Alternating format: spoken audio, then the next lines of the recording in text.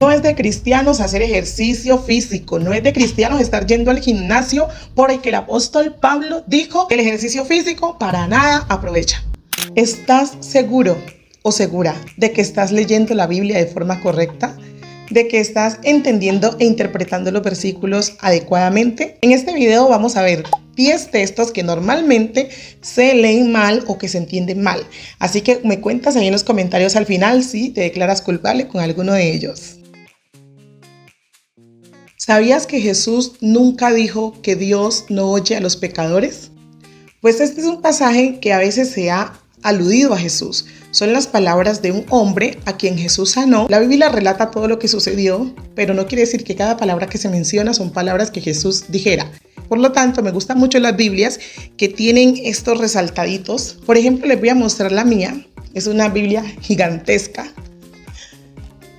Y vamos a ver si enfoca, no quiere enfocar, pero aquí se alcanza a ver que hay unos pasajes que están pintaditos de azul con un resaltado. En algunas Biblias viene de rojo y es importante, les recomiendo que consigan Biblias que tengan esto. ¿Por qué? Porque esos resaltados que están con otro color son las palabras que dijo Jesús.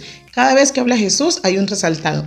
San Juan 9:31 dice: y sabemos que Dios no oye a los pecadores, pero si alguno es temeroso de Dios y hace su voluntad, a ese oye.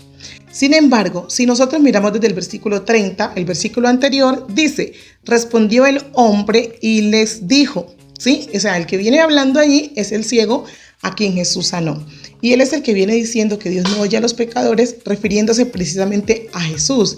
Que si Jesús hubiera sido pecador, no lo hubiera podido sanar, porque Dios no lo hubiera respaldado, según pues el hombre que hablaba. Entonces, no fue Jesús quien dijo esto.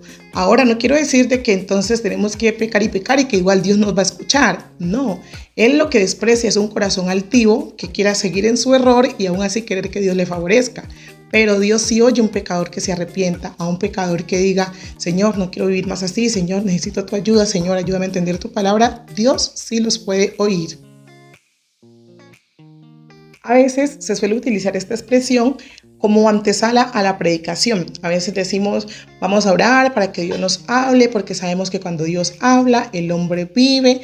Pero esto no es lo que quiere decir Deuteronomio 5:24, porque no precisamente en ese capítulo se habla de que el hombre vive porque Dios habla, sino todo lo contrario. Lo normal en ese momento o en esa época era que la persona que escuchaba la voz de Dios directamente, que hablaba con Dios cara a cara, moría. El temor era que las personas murieran, y lo asombroso en ese capítulo, en ese versículo, es de que no murieron aunque Jehová les habló. Por eso me gusta la versión de Dios habla hoy, porque dice: y me dijeron, verdaderamente el Señor nuestro Dios nos ha mostrado su gloria y su poder, y hemos oído su voz que salía de medio del fuego. Hoy hemos comprendido que Dios puede hablar con los hombres sin que éstos mueran.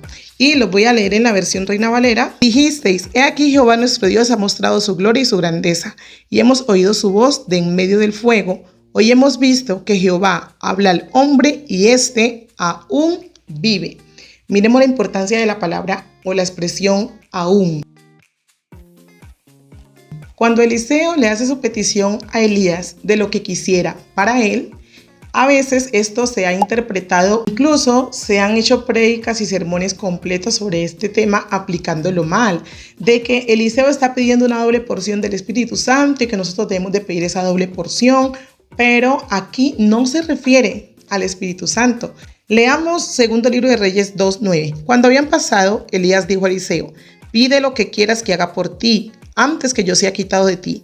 Y dijo Eliseo: te ruego que una doble porción de tu espíritu sea sobre mí. Fíjese que dice de tu espíritu, no del espíritu, porque el Espíritu Santo no le pertenecía a Elías, si estuvieran hablando de esto, pero se refería al espíritu de Elías con E minúscula. Nótese el uso de minúsculas cuando Eliseo dice: te ruego una doble porción de tu espíritu. ¿Qué quiere decir esto? Espíritu de carácter, o sea, tener doble del carácter de Elías, hacer el doble de lo que él hizo, porque el Espíritu Santo no se da por medidas, dice Juan 3:34. Por lo tanto, no se refiere al Espíritu Santo cuando Eliseo pide una doble porción. Para este caso, es uno de esos en los que necesitamos el texto anterior. Porque Colosenses 3, el versículo 23, nos dice: y todo lo que hagáis, hacedlo de corazón, como para el Señor y no para los hombres. Pero si notamos los versículos anteriores, especialmente el que es inmediatamente anterior, dice: siervos, obedeced en todo a vuestros amos terrenales, no sirviendo al ojo, como los que quieren agradar a los hombres, sino con corazón sincero, temiendo a Dios. El versículo siguiente, el 23, que es el del caso, leemos que empieza por y, lo cual une que ese versículo viene a continuación de lo anterior. Siervos, obedezcan a sus amos, y todo lo que hagan, háganlo de corazón. A veces esto se aplica para decir de que hemos de servirle a Dios de corazón en la iglesia, que hemos de hacer las cosas de corazón para Dios, pero no se refiere a esto. Sí es cierto, o sea, sí debemos hacer las cosas de corazón para Dios, pero no es a eso a lo que se refiere Colosenses 3:23. Cuando nosotros servimos a nuestros jefes terrenales, a nuestras empresas en las que trabajamos, es ahí donde la palabra nos manda a que no lo hagamos al ojo. No trabajemos porque nos vean y cuando nos vean, sino que sirvamos a nuestros jefes, a nuestras empresas, como si estuviéramos sirviendo a Dios, porque todo esto da un buen testimonio. A eso es a lo que se refiere Colosenses 3:23. Muchos han utilizado este versículo para demostrar que Jesús es Dios, pero este versículo no se trata de eso. Cuando Jesús dijo: no tentarás al Señor tu Dios, en San Mateo 4, versículo 7, este es otro versículo en el que tenemos que volvernos un poco para entender qué es lo que está sucediendo. Satanás le dijo a Jesús que se echara abajo de allí, de ese pináculo donde lo había subido, porque escrito está: a sus ángeles mandará acerca de ti, y en sus manos te sostendrán para que no tropieces con tu pie en piedra. Cuando tentamos al Señor nuestro Dios, cuando nosotros nos ponemos en situación de peligro a propósito. No, yo conduzco a toda velocidad mi moto, mi carro, porque Dios me guarda. No, Señor, eso es tentar a Dios. Entonces Jesús aquí no le estaba diciendo: yo soy tu Dios y no debes tentarme. Jesús lo que le estaba diciendo es de que no se debe tentar, porque Satanás le pidió que se lanzara con esperanza de que los ángeles lo recogieran. El versículo que sí demuestra que Jesús es Dios es el versículo número 10 y el versículo número 11, porque Jesús le dijo: vete, Satanás, porque escrito está: al Señor tu Dios adorarás y a Él solo servirás. Y entonces el diablo le dejó. Y aquí vinieron ángeles y le servían a Jesús. Entonces, si solamente se puede servir al Señor nuestro Dios y los ángeles vinieron y sirvieron a Jesús y le adoraron, quiere decir que Jesús es Dios. De 100 cristianos que lean San Juan 1:11, al menos 85 lo hacen o lo hacemos o lo hemos hecho de forma incorrecta. A veces estamos leyendo y vamos tan rápido que vamos leyendo. Versículo 10, San Juan 1:10. En el mundo estaba y el mundo por él fue hecho, pero el mundo no le conoció. A los suyos vino y los suyos no le recibieron. Pero no dice así. La Biblia dice: a lo suyo vino y los suyos no le recibieron. Cuando dice a lo suyo, se refiere a que vino a lo que era suyo, al mundo que él había creado, a la tierra que era de él. Vino aquí a lo suyo, a hacer lo suyo, y los suyos no le recibieron.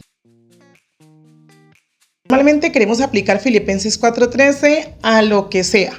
A todo lo que nosotros queramos hacer, sí, yo voy a poder hacer negocio porque todo lo puedo en Cristo que me fortalece. Pero no, este versículo fue escrito en un contexto específico. Incluso si leemos todo el pasaje del versículo 10 en adelante, el apóstol Pablo está hablando de las dádivas de los filipenses y se está refiriendo en el verso 12 de que él sabe vivir humildemente, como también sabe vivir en abundancia, de que puede tener poco como puede tener mucho. Todo lo puede en Cristo que le fortalece, tanto para poder soportar el momento malo como para poder en el momento bueno o de abundancia no alejarse de Dios. Pero eso no quiere decir que podamos hacer todo lo que querramos. No es esa la aplicación de Filipenses 4:13. Mínimo el 80% de los cristianos lo hemos leído mal. Dice San Marcos 16:17, y estas señales seguirán a los que creen. En mi nombre echarán fuera demonios. Hablarán nuevas lenguas. Y de ahí sigue la promesa. Pero muchas veces lo que hacemos es que leemos así: y estas señales seguirán a los que creen en mi nombre. Echarán fuera demonios.